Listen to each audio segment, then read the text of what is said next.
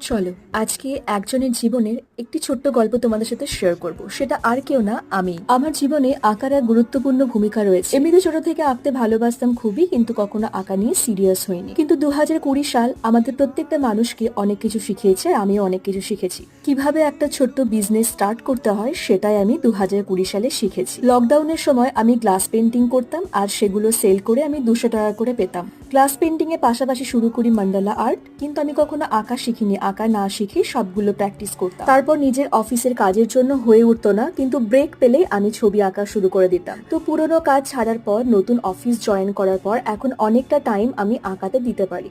আমার আঁকার জায়গা ছোট হলে কি হবে, আমার আঁকার ইচ্ছাটা প্রবল। যে আঁকাতে আমি 200 টাকা পেতাম সেটা এখন অনেক অনেক গুণ বেশি পায়। আঁকার পিছনে আমাকে অনেক স্ট্রাগল করতে হয়, বাট এটা আমাকে চরম পরিমাণে একটা শান্তি দেয়। প্রচুর আঁকা আমি সেল করেছি, তার মধ্যে এগুলো। ভাবি তোমরা পাশে থেকো। আর গল্পটা কেমন লাগলো